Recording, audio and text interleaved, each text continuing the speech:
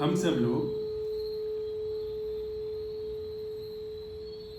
इस समझ से बंधे हुए हैं कि निजी मुक्ति जैसी कोई चीज है और हमारा जो श्रेष्ठतम कल्याण है वह निजी मुक्ति के रूप में घटित होगा।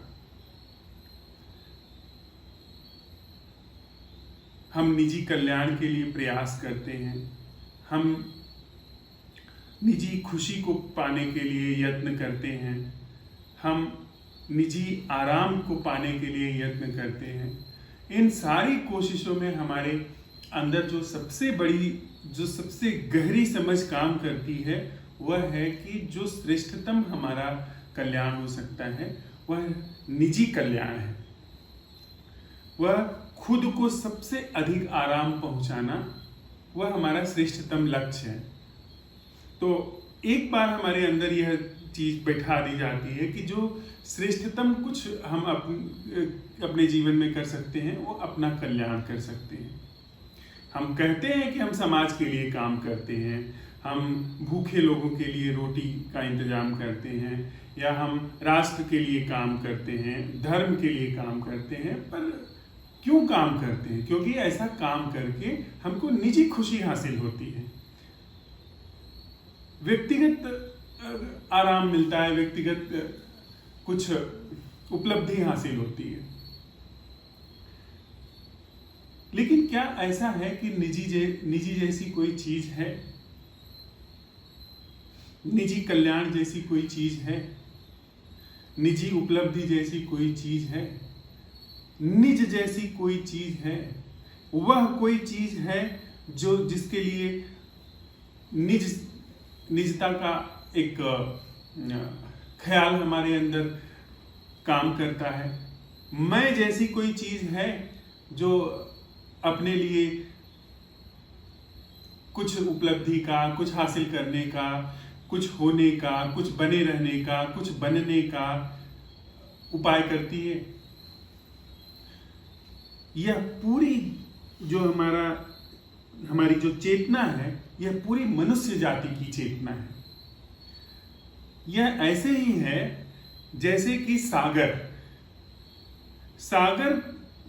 का जो जल स्तर है वह कहीं से भी नापा जाए वह समान होता है। वह चाहे इस छोर पे नापा जाए या हजारों मील दूर दूसरे छोर पे नापा जाए, वह जो जल स्तर है वह समान होता है। उसके ऊपर जो लहरें आती हैं, चाहे वो ज्वार भाटा के रूप में क्यों ना हो, वो लहरें अलग अलग हमें दिखाई पड़ सकती हैं। दुख की लहर होती है जो कि ऊपर उठ जाती है, बहुत हमको पीड़ा होती है। सुख की लहर होती है जब वो समतल हो जाती है। कोई बड़ा विषाद, बड़ी दुर्घटना खड़ी हो जाती है तो ज्वार भाटे जैसी लहर उठ जाती है। लेकिन भीतर हम सब एक ही जल स्तर पे जीते हैं, एक ही दुख की, एक ही चेतना की जो जल स्तर है उस पर जीते हैं। हम सब के अंदर वह जो दुख की मात्रा है वह समान है। हम सब के अंदर वह जो मैं का बोध है वह समान है। दुनिया का कोई भी व्यक्ति कहीं भी हो, वह चाहे सुदूर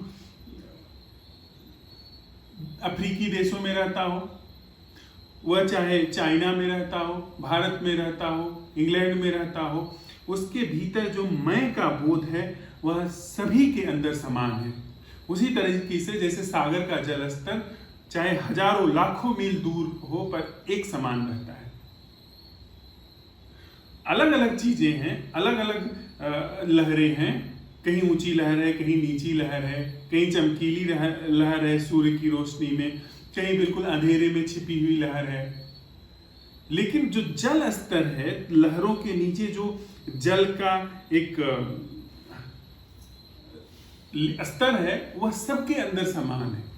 दुख का जो स्तर है वह सबके अंदर समान है। मैं का जो स्तर है वह सबके अंदर समान है।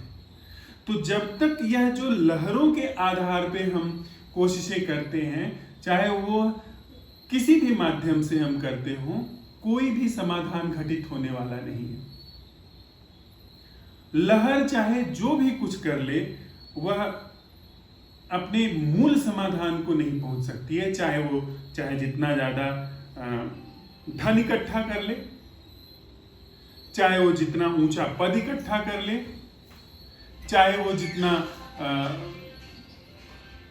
धर्म अध्यात्म कर ले, मुक्ति की कोशिश कर ले, ज्ञान अपने अंदर अर्जित कर ले, वह चाहे जो भी कुछ कर ले, लेकिन उससे उसके अंदर का जो जल स्तर है, जो मैं का स्तर है, वह नहीं टूटता। और मुख्य जो समस्या है वह जल स्तर का बने रहना है, वह मैं के बोध का बने रहना है। अच्छा, अब बात यह आती है कि एक तरफ हम जिसे संसार कहते हैं, जिसे बाह्य जगत कहते हैं, उसमें सब तरीके का यत्न करते हैं कि किसी भी तरीके से निजी आराम मिले, निजी उपलब्धि मिले, निजी खुशी मिले, या फिर अंतर जगत जिसमें मुझे अपनी मुक्ति मिल जाए, अपना मोक्ष मिल जाए, अपना निर्वाण हो जाए, अपना कल्याण हो जाए, उसके लिए हम ध्यान करते हैं, साधना करते हैं, पुस्तकें पढ़ते हैं, खूब सारा ज्ञान अर्जन करते हैं। जो लोग जानकार हैं उनके पास हम जा करके उनसे पूछताछ करते हैं, सब यत्न करते हैं। लेकिन हमारे इन सारे यत्नों के पीछे जो छिपी हुई जो मानसिकता है, छिपा हुआ जो आग्रह है, वह मैं के लिए है, वह अपने निजी कल्याण के लिए है। और निजी कल्याण जैसी कोई चीज नहीं है। एक सागर में हजारों लाखों करोड़ों लहरें हैं, वे सारी लहरें, उनका अपना निज अस्तित्व कुछ भी नहीं है। भीतर नीचे जो सागर है वह सबके अंदर एक है। मनुष्य चेतना का जो दुख है वो सबके अंदर एक है, और उस दुख का जो ढंग है वह मैं के रूप में प्रकट होता है। मैं के बने रहने के रूप में प्रकट होता है। वो जो लहरों के आधार पे अभिव्यक्त होता है, वह मैं की अभिव्यक्ति है। जो सारे क्रियाकलापों के रूप में अभिव्यक्त होता है, वह मैं की अभिव्यक्ति है। तो कितना भी कुछ किया जाए अपने कल्याण के लिए, यह कभी भी सम्यक कल्याण नहीं हो सकता। यह कोई ऐसा कल्याण कभी भी नहीं हो सकता जो कि किसी चीज का मूल निदान कर दे, हमारे दुख के मूल का निदान कर दे। दुख के मूल का निदान है जब इस दुख की मूल संरचना मैं को समझा जाए। जब मैं अपने को समझता हूं, अपने को देखता हूं कि मैं क्या हूं, उसकी पूरी संरचना में गहराई से उतरता हूं, उसकी पूरी प्रकृति को अपने जागरण में, आलोक में लेकर के आता हूं, तब जाकर के यह जो दुख का मूल स्रोत है, जो पूरी मनुष्य चेतना में एक समान स्तर में समाया हुआ है, वह टूटता है। बाहर हम सागर को कितना भी देख लें, समझ लें, सागर का स्तर यहां नाप लें, दूसरे छोर पे लाखों मील दूर जो है वहां पर नाप लें, लेकिन सागर का स्तर खत्म नहीं होता है, सागर का जल खत्म नहीं होता। लेकिन मैं अपनी जब सच्चाई में उतरता हूं, वास्तविकता में उतरता हूं, उसका परीक्षण करता हूं, उसका सत्यापन करता हूं, तो यह पूरा दुख का समुद्र समूल नहीं पाया जाता है। जब मैं अपना परीक्षण करता हूं, वह समूल नहीं पाया जाता है। मैं इसमें तब उतरता हूं जब मैं यह समझता हूं कि मेरी चेतना पूरी मनुष्य जाति की चेतना है।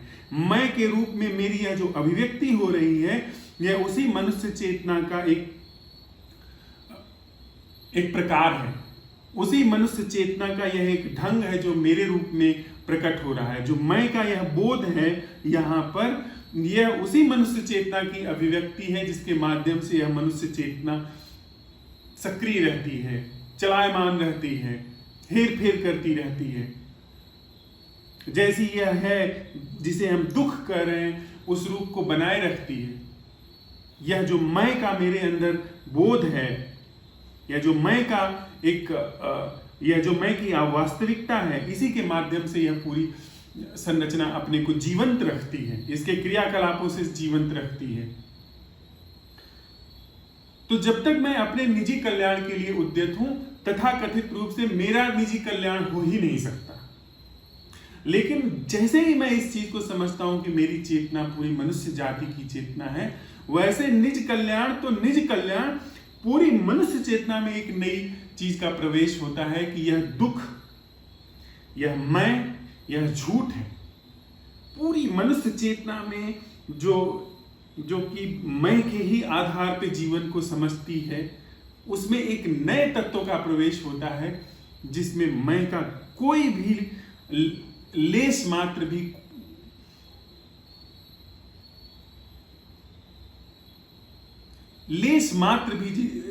मैं नहीं पाया जाता है, लेस मात्र भी भूमिका नहीं होती है। अब दूसरी बात आती है कि मैं यह फलसफा क्यों स्वीकार करूं। दुनिया में बहुत सारे फलसफे हैं। इस्लाम धर्म का अपना फलसफा है, ईसाई धर्म का अपना फलसफा है, हिंदू धर्म का अपना फलसफा है, बौद्ध धर्म का अपना फलसफा है, जो बचपन से हमको सिखाया जाता है, या हम सूझबूझ से, तर्क वितर्क से उन फलसफों को स्वीकार कर लेते हैं। तो उसी तरीके से यह भी एक फलसफा है कि मेरी चेतना पूरी मनुष्य जाति की चेतना है। इसको मैं क्यों स्वीकार करूं? यदि मैं अपने जीवन के सत्यापन में उतर रहा हूं, तो बहुत सारे फलसफों में से एक फलसफा यह क्यों मैं स्वीकार करूं?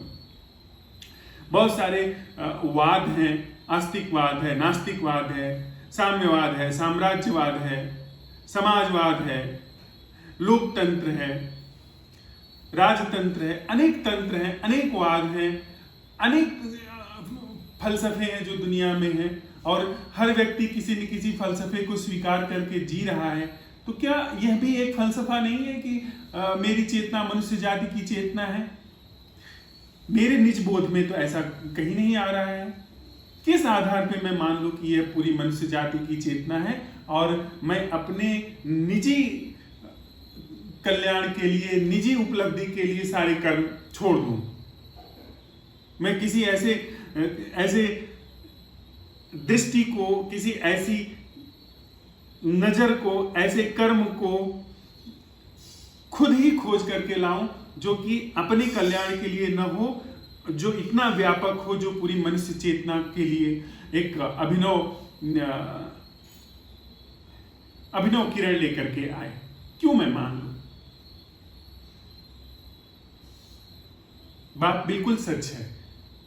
अब जबकि हम किसी भी चीज को स्वीकार नहीं कर रहे हैं, किसी भी चीज को मान नहीं ले रहे हैं, किसी भी चीज को आरोपित नहीं कर रहे हैं, हर चीज का सत्यापन कर रहे हैं, और वो भी किसी फलसफे का सत्यापन कर रहे हैं, फलसफे का सत्यापन नहीं कर रहे हैं, अपने निज जीवन के जो अनुभव हैं उनका सत्यापन कर रहे हैं, तो यह बात बिल्कुल समीचीन है कि मैं इस फलसफे को क्यों स्वीकार करूं कि मेरी चेतना जो है, यह जो मैं का बोध है, मेरे अंदर जो भी सोच विचार चल रहे हैं, ये सोच विचार का जो ढांचा बना हुआ है, जो ये प्रकृति बनी हुई है, यह मेरी अपनी नहीं है, यह पूरी मनुष्य जाति की है।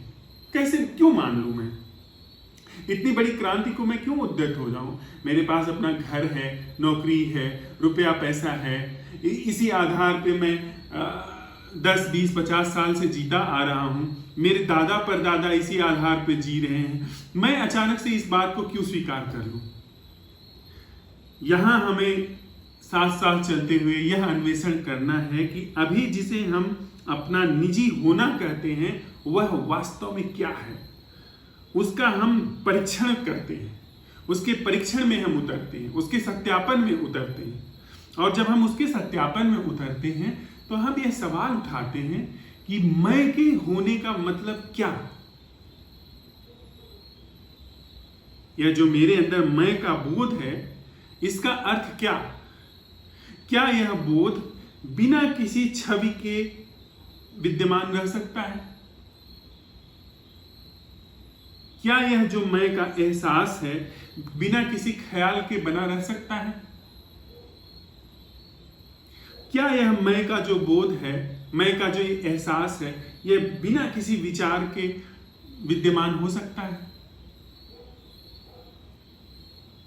साथ ही साथ अपने अंदर झांकते हुए मैं इस चीज का सत्यापन कर रहा हूं, या मेरे अंदर जो मैं का बोध बना हुआ है, यह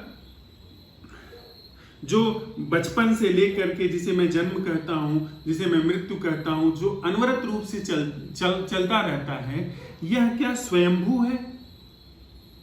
यह बिना विचारों के, बिना ख्यालों के, बिना भावनाओं के, बिना किसी भी तरह की छवियों को अपने सामने रखे, क्या यह मैं का बोध बना रह सकता है, बना रहता है?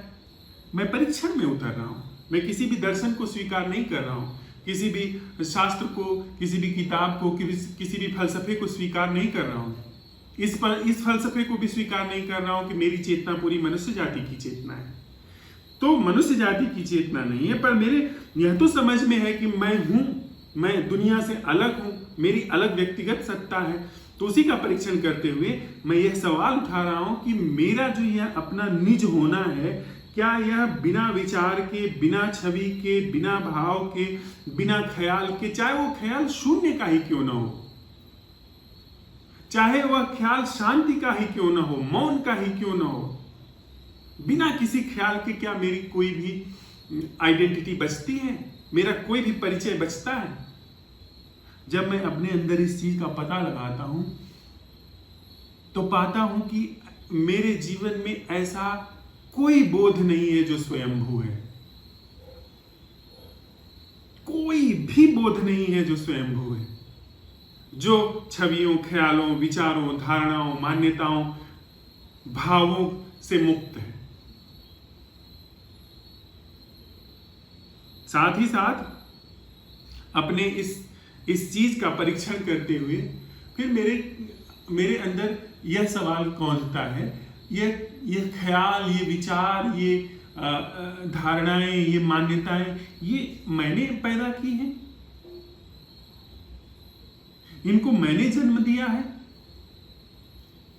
जब मैं पैदा हुआ था तो यह जो सोच विचार का ढंग है, ये जो ख्याल हैं, जो धारणाएं हैं, जो वाद हैं, जो तंत्र हैं मेरे अंदर, जो मान्यताएं हैं मेरे अंदर, जो फलसफे हैं जीवन के मेरे अंदर, ये मैंने बनाए हैं या ये दूसरों से आए हैं?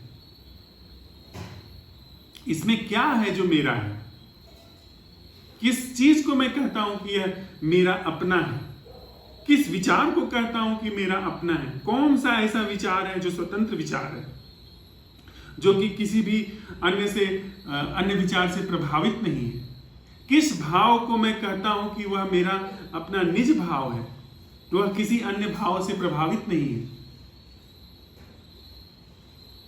जब मैं अभी जो है मेरा बोध, जो अभी यहीं पे विद्यमान है, उसके परीक्षण में उतरता हूं, उसका परीक्षण करता हूं, तो पाता हूं कि न तो कोई ऐसा मेरे अंदर विचार है, भाव है, ख्याल है, धारणा है जो कि मेरी अपनी है, और न ही मेरा अपना होना किसी भी विचार, भाव, ख्याल, धारणा, मान्यता, भाव इससे मुक्त है।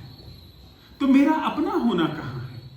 मेरी अपनी, जिसे मैं कहता हूं कि यह मेरी निजता है, मेरा अपना है, मैं अपनी निजी मुक्ति के लिए, अपनी खुशी के लिए, अपने को आराम पहुंचाने के लिए, अपने को कहीं पहुंचाने के लिए, अपने को कुछ बने रहने के लिए, अपने को सम्मानित देखने के लिए, अपने को महिमा मंडित देखने के लिए यत्न करता हूं। यह यत्न कितना समीचीन है, कितना उपयुक्त है? यह तो पूरी प्रक्रिया ही एक मशीनी प्रक्रिया जैसी। न मेरा कोई अपना निज होना है, न मैं अपना निज होना हूं। फिर ये क्या है? यह सहज ही मैं कमा रहा हूं, यह सहज ही मैं फिर इस बिंदु पर आ रहा हूं, बिना फलसफे को स्वीकार करके कि यह इस तरह से काम करना पूरी मनुष्य चेतना का काम करना है। मेरे अंदर जो यह चेतना काम कर रही है मैं के रूप में, यह वस्तुतः पूरी मनुष्य जाति की चेतना है। यह पूरी मनुष्य जाति की चेतना मैं और मेरा, यह मैं हूं, यह मेरा विचार है, और इन दोनों के बीच में अंतराल है। मैं अपने विचार के साथ, मैं अपने दुख के साथ, मैं अपनी सुख के साथ कुछ कर सकता हूं, उनको मिटा सकता हूं, हटा सकता हूं, उसको बनाए रख सकता हूं, यह जो ख्याल इस अंतराल के कारण आता है, फिर इसके प्रति सजगता अपने आप प्रकट होती है, अपने आप इसके प्रति सजगता जो है वह प्रस्फुटित होती है। निज कल्याण के लिए नहीं, किसी मैं के कल्याण के लिए नहीं, इस पूरी संस्था को जो मनुष्य चेतना की है इसको समझने के लिए, यह जो दुख है मेरे रूप में, मैं के रूप में व्याप्त है, इसको समझ करके इसका सम्यक निदान करने के लिए, यह अपने कल्याण के लिए कहीं से भी अब यहां से यत्न नहीं हो रहा है। बस इस पूरी दुख की भूमिका को समझा जा रहा है, इस मैं को समझा जा रहा है कि यह मैं कैसे काम करता है। इस मैं को समझने के लिए कोई दूसरा मैं हम नहीं ले आ रहे हैं, साक्षी के रूप में, दृष्टा के रूप में, किसी चैतन्य आत्मा के रूप में। हम बिल्कुल भी किसी अन्य सत्ता को स्वीकार नहीं कर रहे हैं। हमने यह समझ लिया है कि यह मैं की पूरी संरचना इस पूरी मनुष्य चेतना की उत्पत्ति है और अब इसको समझा जा रहा है। यानी मैं जब अपने को समझ रहा हूं तो मैं किसी एक अलग थलग चीज को नहीं समझ रहा हूं, पूरी मनुष्य चेतना को समझ रहा हूं जो मैं के रूप में यहां पर अभी प्रकट है, मैं के रूप में अभी काम कर रही है, जो अपने विषयों से अपने को अलग करके देखती है, अलग करके उसके साथ कुछ यत्न करती है, जो छवियां बना के चलती है, जो धारणाएं बना के चलती है, जो दुख को अपने से अलग करके देखती है और दुख के साथ कुछ यत्न करती है, उसके प्रति सजगता है, उसके प्रति सजगता हो रही है। उन तथ्यों को जो इस मैं के बोध के समक्ष हैं उनके प्रति सजगता है, और उनके बीच में जो ये अंतराल है, जो इस समझ के रूप में व्याप्त है कि मैं अपने दुख से अलग हूं, उसके प्रति जागरण है, उसके प्रति होश है, उसके प्रति अवलोकन है। और इस समझ में, इस अवलोकन में, इस अवधान में यह पाया जाता है कि जो भी मैं नाम के इस बोध के समक्ष विषय हैं, वो सारे विषय वस्तुतः इस मैं नाम के बोध से पृथक नहीं है। यह अंतराल कल्पित है, यह अंतराल वहम है। मैं मेरा ही दुख हूं, मेरी जो आइडेंटिटी है, मेरा जो परिचय है वह दुख है। जो दुख मेरी इस मैं के बोध के समक्ष है, मैं वही दुख हूं। और जैसे ही यह चीज देख ली जाती है, यह पूरी संरचना भरभरा के गिर जाती है। वैसे ही जैसे कि एक पंछी के दोनों डैने अगर एक में बांध दिए जाएं तो पंछी उड़ नहीं सकता। यह जो मैं और मेरा दुख मुझसे अलग है, ये दो पंखे हैं, दुख और मैं, और इसके अंदर जो भी क्रियाकलाप चलते हैं सुख के नाम पे, जीवन के नाम पे, इन्हीं से तथाकथित मायावी जीवन या ये जो दुख का जीवन गतिमान होता है। और मैं ही मेरा दुख हूं तो दोनों पंखे नहीं हैं, फिर कोई पंख नहीं है, अपने से पूरी संरचना धराशायी होने लगती है। यह मैं नहीं कह रहा हूं, यह अगर आप कर रहे हैं तो आप खोज रहे हैं, यह आपका अन्वेषण नहीं, यह आपका अन्वेषण है। यह किसी व्यक्ति का फलसफा नहीं है, यह किसी व्यक्ति की अपनी मानसिक खुराफात का आपके ऊपर आरोपण नहीं है।